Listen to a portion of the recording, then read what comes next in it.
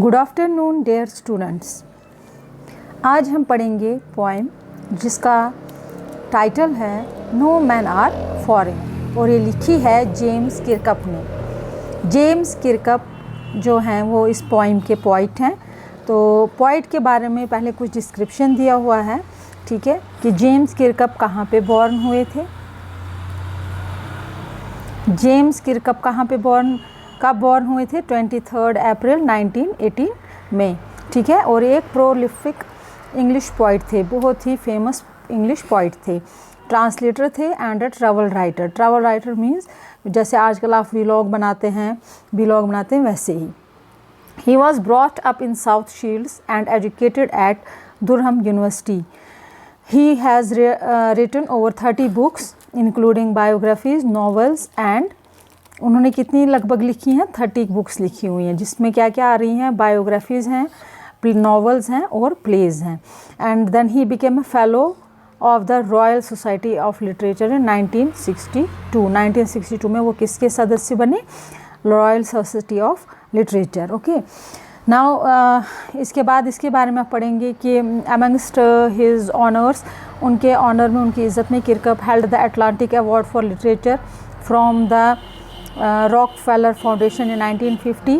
He was elected the Fellow of the Royal Society of Literature in 1962, and he won the Japan Pen Club Prize for Poetry in 1965, and was awarded the Scott Moncrief Prize for Translation in 1992. ठीक है, and in 1997 he was presented with the Japan Festival Foundation Award and invited by the Emperor and Empress to the Imperial New Year Poetry regarding the palace in Tokyo। ठीक है, तो अब हम पढ़ेंगे इसका precise कि ये पोइम जो है ये किसके बारे में है, इस पोइम में हमें क्या पढ़ने को मिल रहा है।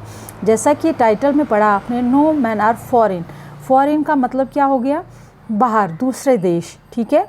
एंड तो नो मैन, कोई भी आदमी फॉरेन नहीं है, फॉरेनर नहीं है, कोई भी मुल्क फॉरेन नहीं है, कोई भी अर्थ पर दूसरा देश नहीं है, ठीक है। दूसरा देश का मतलब ये नहीं है कि दूसरा देश कोई नहीं है, मतलब पराया कोई भी नहीं है। That is the main theme of this poem, the which is talking about universal brotherhood, ठीक है। ये देखिए, इसमें आपको पढ़ने को मिलेगा universal brotherhood is the paramount need of the hour. जो यूनिवर्सल ब्रदरहुड है, यूनिवर्सल मीन्स राष्ट्रीय, आलमी, ठीक है। हिंदी में राष्ट्रीय, उर्दू में आलमी। आलमी भाईचारा, राष्ट्रीय एकता, राष्ट्रीय भाईचारा। तो this is the paramount need of the hour. Paramount means upper most, सबसे अहम ज़रूरी जो इस वक्त की ज़रूरत है वो है हमारा भाईचारा, आपस में भाईचारा रखना। So humans on earth are alike, they breathe, feel and weep in the same way. इस पोएम में हम क्या पढ़ने जा रहे हैं कि इस अर्थ पर जितने भी ह्यूमन्स हैं, जितने भी लोग हैं, जितने भी इंसान हैं, हम सब सेम हैं। हम लोग कोई भी एक दूसरे से डिफरेंट नहीं है। क्यों? They breathe, feel and weep. हम सांस लेते हैं एक जैसी, हम फील करते हैं एक जैसा, एंड वी वीप। जिस तरह से सब रोते हैं, हम भी उसी तरह से रोते हैं, in the same way. Why differentiate on the basis of caste, creed, colour, gender and religion. तो फिर हम क्यों अपने आप को, हम सब लोग अगर एक जैसे हैं, हम सब की भावनाएं, हम सब का सोचना, हम सब की ब्रीदिंग, सब कुछ सेम है, सब कुछ हमारा सेम है, तो हम क्यों अपने आप को डिफ्रेंशिएट करते हैं on the basis of caste, ठीक है, जाति पात पे, जातिवाद में, क्रीड हो गया, मजहबी, पंथ में ये उस पंथ का है, ये इस पंथ का है, कलर हो गया, कलर में वो काला है, वो गोरा है, जेंडर वो आदमी है, वो औरत है, और रिलीजन या मजहबी। तो ये सब डिफरेंस जो है हमारी आज सोसाइटी में, ये बहुत ही एक मतलब बहुत ही बुराई की जड़ बनी हुई है, जिसके बेस पर हम एक दूसरे से लड़ रहे हैं। तो we should leave all this, ठीक है। अब हम पोएम पढ़ते हैं। First line is remember no man are strange, no countries foreign.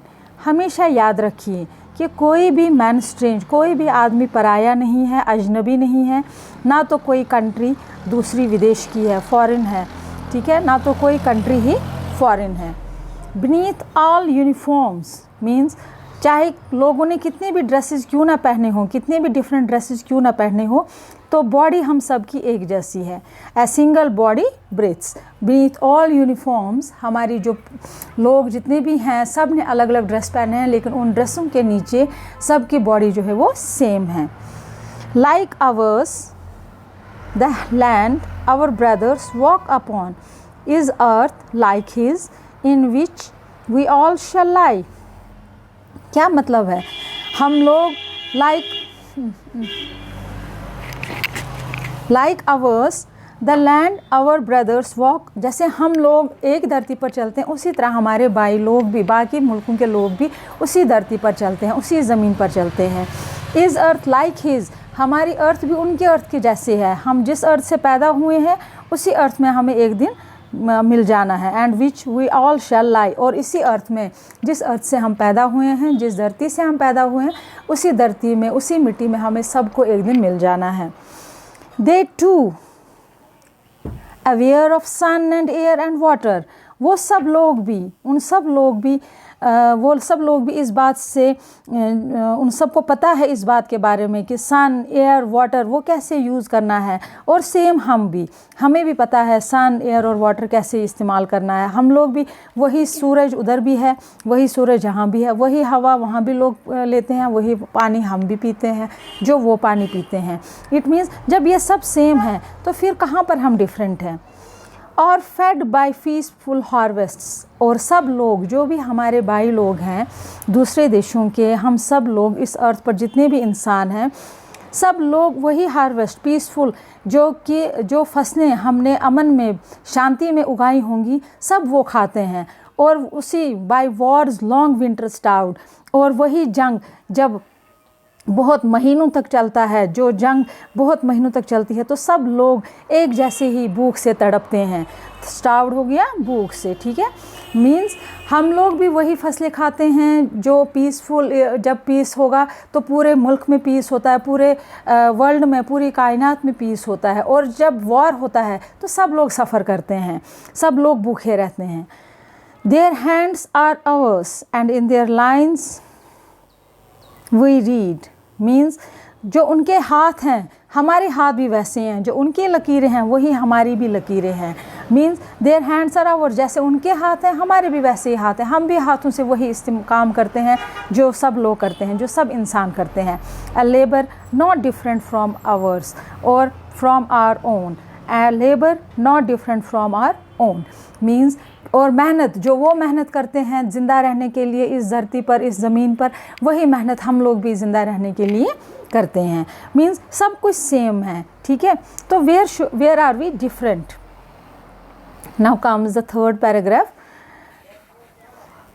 Remember they have eyes like ours and wake or sleep, means आप ये भी याद रखिए, हमें ये भी याद रखना है कि वह उनकी भी वही आँखें हैं जो आँखें हमारी हैं, जिन आँखों से हम जागते हैं और जिन आँखों से हम सोते हैं, जिन आँखों से हम उठते हैं, मतलब हमारी आँखें जब खुलती हैं उनकी भी आँखें, हमारी जब आँखें बंद होती हैं उनकी भी मीन्स सोना जागना हम सब का सेम है, हमारी आँखों का काम सेम है।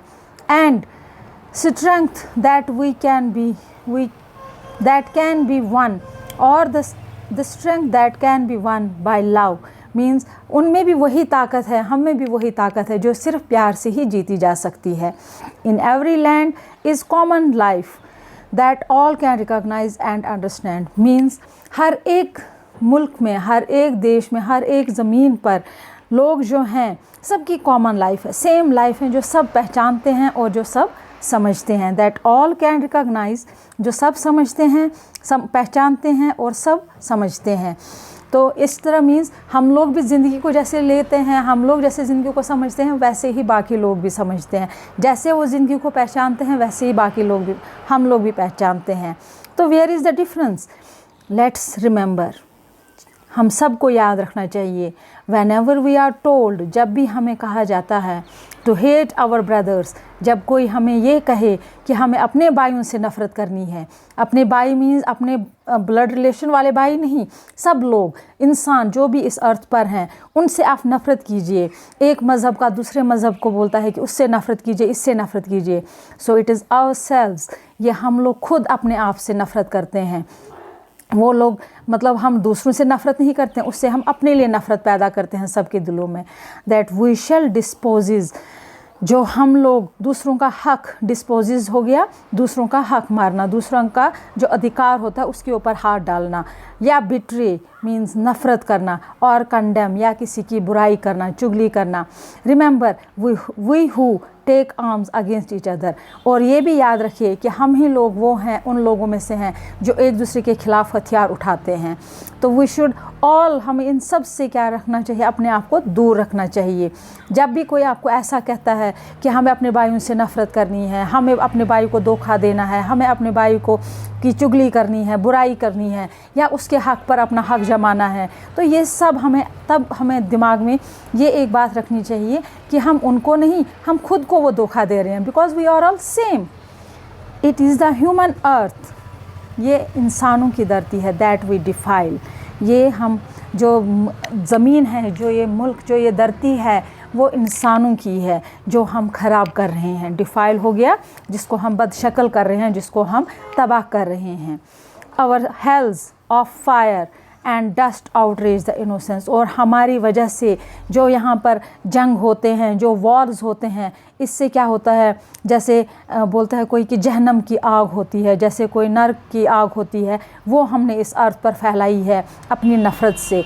And dust outrage the innocence, और जो उसकी धूल, उस जंग से जो धूल उठती है, जिससे जो बुराई हमने फैलाई है, जो आग हमने लगाई है इस ज़मीन पर, इस अर्थ पर, धरती पर, किसकी आग, नफ़रत की, लड़ाई की, जंग की, उससे क्या होता है, हमारी जो इनोसेंस है, हमारी जो मासूमियत है, सब लोगों की मासूमियत जो है वो ख़राब हो रही है, आउटरेज हो रही है, मीन्स गुस्से में तब्दील हो रही है।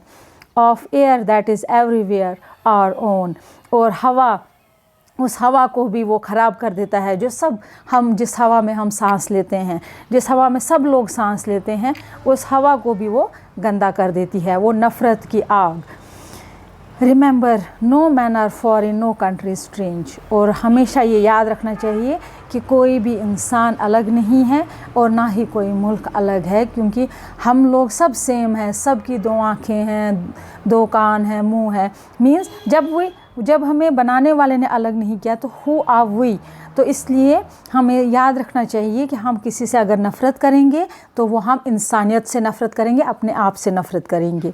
ठीक है, आप ये पोइम पढ़िए, ठीक है, go through this poem and after that we will do the summary of this poem and go through the difficult words.